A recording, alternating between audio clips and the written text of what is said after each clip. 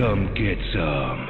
When we were doing the Commander Keen games, it was clear we're small fry. We're a small independent team. We all looked up to the things that Nintendo and Sega and the big companies were doing. But by the time we got to Doom, it was clear that we really were on the cutting edge. We were defining the state of the art. We were doing something like nobody had ever seen before, and we knew it was going to be a big deal.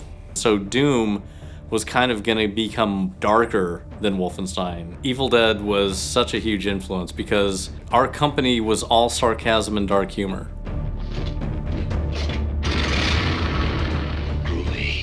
Ladies and gentlemen, the Doom chainsaw.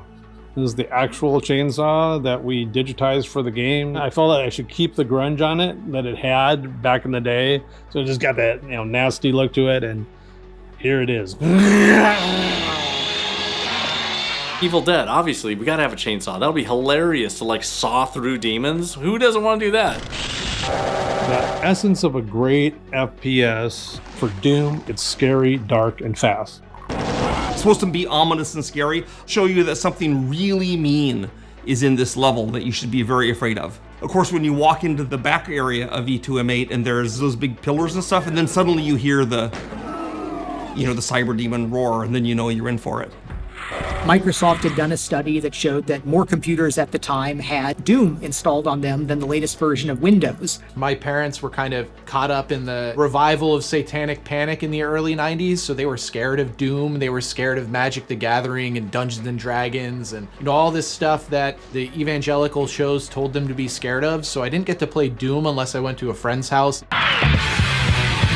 Change the system. I always had a soft spot for the N64 just because that was the system that I was playing the most. That was the point where my parents really stopped monitoring what I was doing. I was able to play Doom64, so that was really that was my first actual experience with the franchise. I think a lot of what made Doom64 unique was the soundtrack. When you get in and you start playing, the game's tone goes from more of an action-oriented experience to one of horror. I think most people just kind of assumed that, oh, it's Doom again, but it's on the N64. But it's a lot more than that. One of the other elements that I personally really enjoy about Doom 64 is the traps.